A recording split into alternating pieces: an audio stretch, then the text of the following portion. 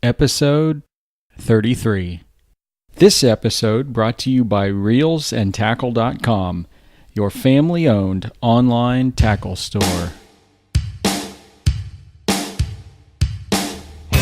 Welcome to the Telltale Fisherman podcast, where avid anglers share the story of their best fishing day ever to inspire yours. Now it's time for another epic adventure. So here's your host, John Woodson.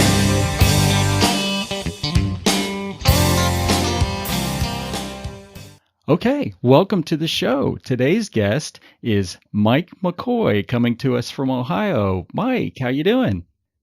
Great. Thank you a lot for having me on today. I really appreciate it. Oh, absolutely. It's our pleasure, and we got a lot of interesting things to talk about with you. One of the first and foremost being that you are an FLW Tour angler. That's going to be really neat to hear about. But before we jump into all of that, just give us a little background on yourself, kind of where you grew up and how you got into fishing.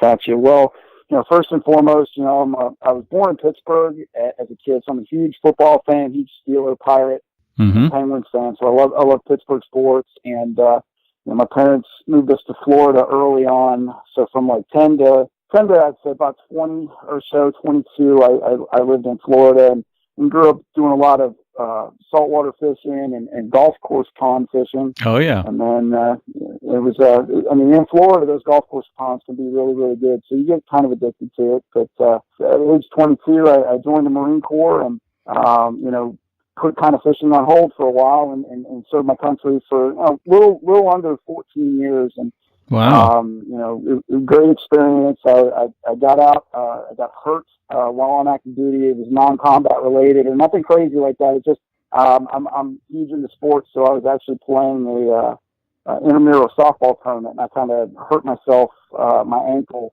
playing softball, and after a bunch of surgeries and a bunch of physical therapy, 9/11 had just happened, so they pretty much needed healthy people to fill those overseas billets, and I couldn't do it. I could do my job, but I couldn't, I was an administrator and a recruiter for the Marine Corps, but I couldn't do Marine things. So I couldn't run, I couldn't carry a pack, I couldn't do things like that because my ankle prohibited me. So I ended up getting out of the Marine Corps with a medical discharge, honorable discharge, and moved to Florida and started a business, lawn-mates and landscaping business for a few years, where I had the opportunity to be right next to one of the best fisheries in the United States, being Lake Okeechobee. Oh, yeah. And spent 150 days a year on that lake for almost 4 years during the hurricane season.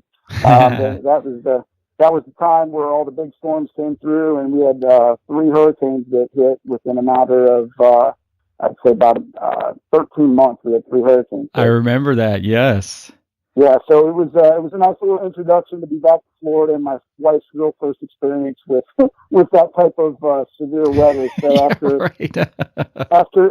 happy life, happy wife. Right? Well, welcome to Florida. Here's your hurricane. Yeah.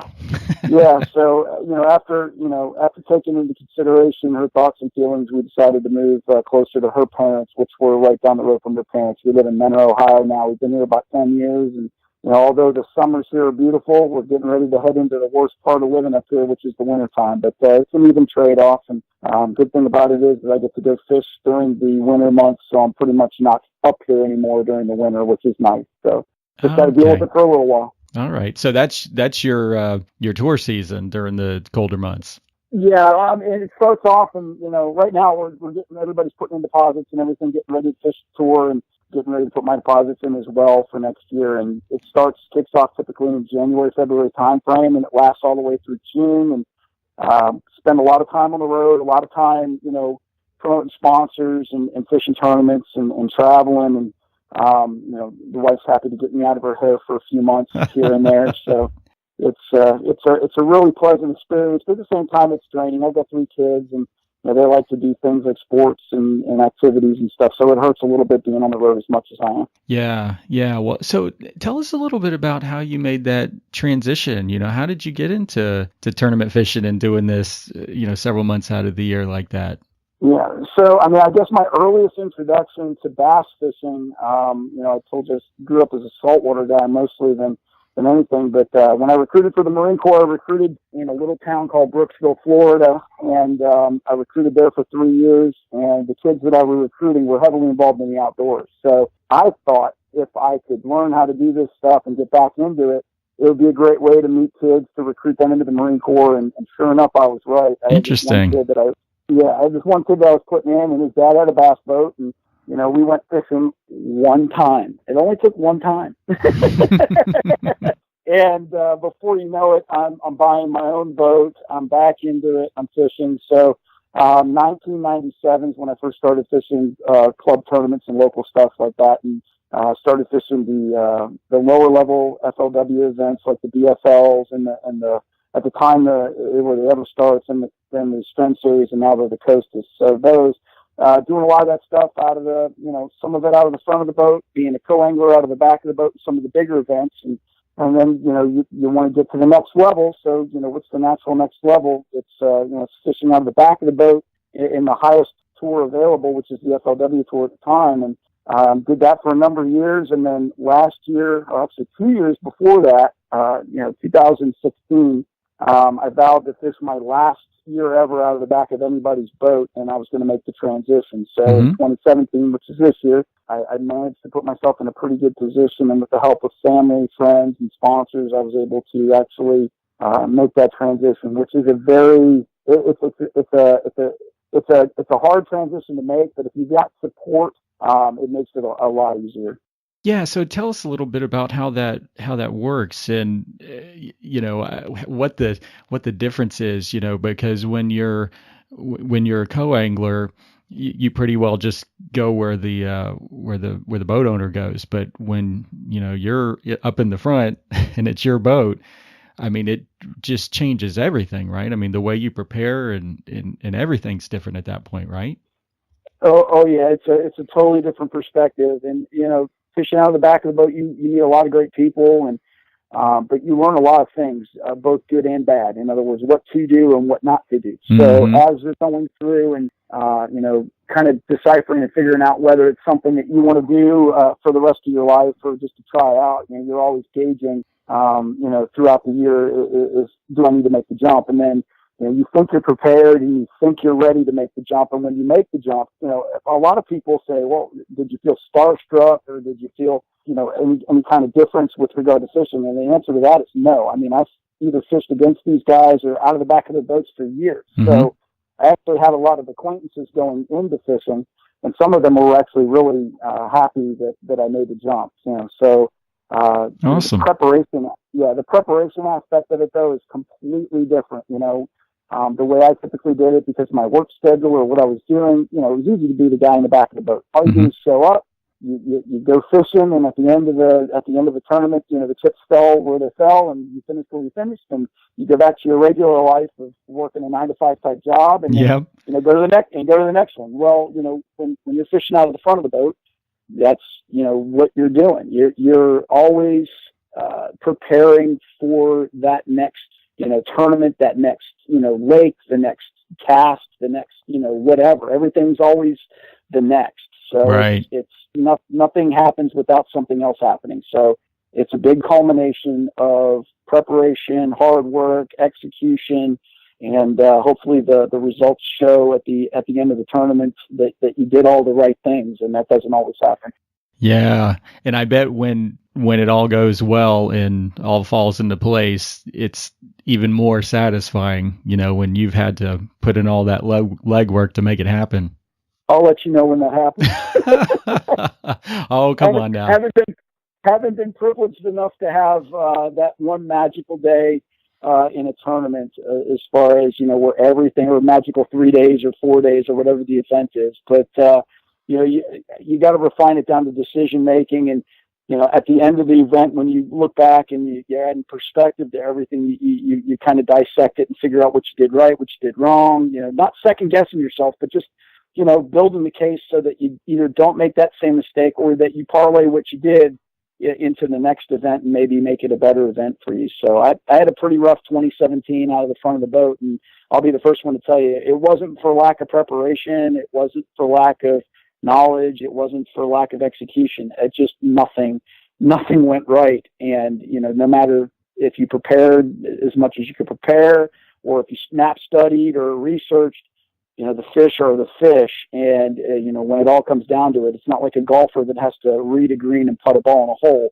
What I'm looking for, and what every fisherman's looking for, is a living creature that moves and does what it wants to do, no matter how much you think you've got it figured out. Yep. It can always change on you.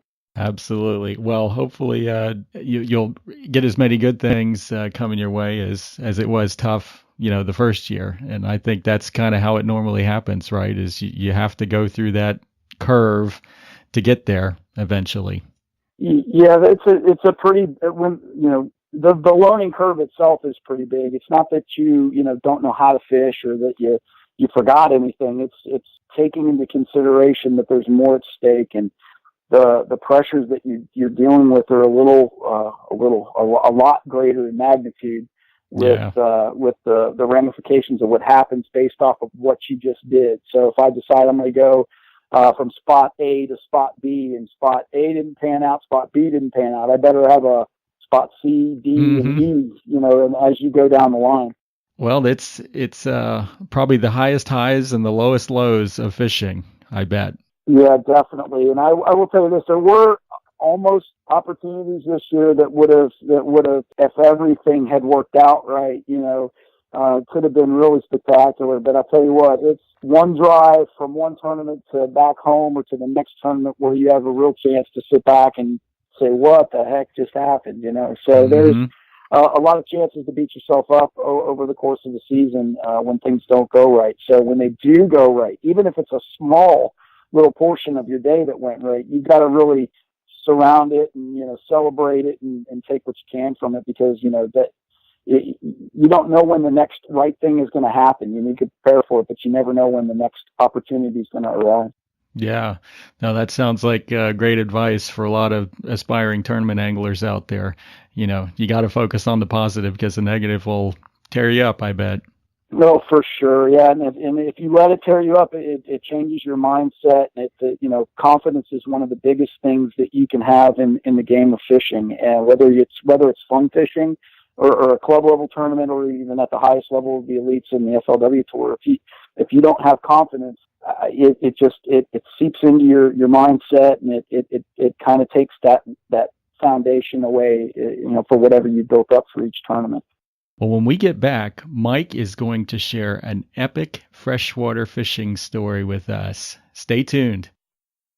If you ever go fishing by yourself, it adds a little bit extra challenge to get the boat on and off the trailer. A boat launch cord makes launching much easier, so you can get on the water quicker and without damaging your boat. Go to tell.fish/gear in your web browser and check out the boat launch cord that we like the best. But remember, it works a lot better if you attach it to your trailer before you back the boat in the water. All right, we are back with Mike McCoy, and we've been talking about what it's like to be a tournament angler, and the challenges and just what that's all about in the first half of the interview. But now we're going to talk about one of his most epic freshwater days, and I'm really excited to hear about it. So, Mike, just tell us, where you were fishing and kind of what was going on that day. Yeah, it's funny, really recently, I'd hate to say it was the most epic time, but just a couple weeks ago, I actually had one of the best days of fishing I've had probably ever. And it wasn't in a tournament, and it wasn't, one of those laid on the line kind of deals. It was just me and a buddy that just went out, and we decided we were actually going to try to catch a bunch of fish drop shotting, because it was the fall. You're thinking they're going to all start to pile up on isolated rocks and clumps and feed up on bait and stuff for the winter before the ice came. And what we initially thought going into it ended up turning out to be totally different before the end of the day. But I'll tell you what, the results were more than I could have hoped for. And it was just a really, really special day of fishing on Lake Ontario, right in the bay at Chameau Bay up in New York. And it was just a phenomenal largemouth and smallmouth experience. Wow. So you say you went into that day thinking that it was going to be all about the drop shot, and that turned out not to be the case, huh? Yeah, it's almost like going into the tournament with a preconceived notion on how you really want to catch the fish, and then the fish don't want to cooperate. So the positive that my buddy and I took out of that tournament, or the fishing day was, same thing in the tournament. Is if, you try to force them to eat something they don't want to eat, you're going to come and have a pretty bad day. So we made some adjustments. We found out where they were really holding, where we were fishing in, 12 to 15 feet of water, which is where they weren't. We moved up, and they were actually shallow. And they were, and I say they, I mean both the smallmouth and the largemouth were congregated on one little strip of grass point. And we went over that grass point for the remainder of the day, and absolutely just went to town on them with a swim bait. And it was just a phenomenal day. The way they were hitting the bait, it was just unreal. Is that pretty unusual that the large and smallmouth bass would congregate in the same place? Because my understanding is being a Florida guy, not getting to fish for smallmouth much at all, that they tend to stay in the deeper water, whereas the largemouth will be shallow. Well, common perception would be, to each his own, and we're, segregation almost. We're going to stay over here, you stay over there. We'll all live in harmony.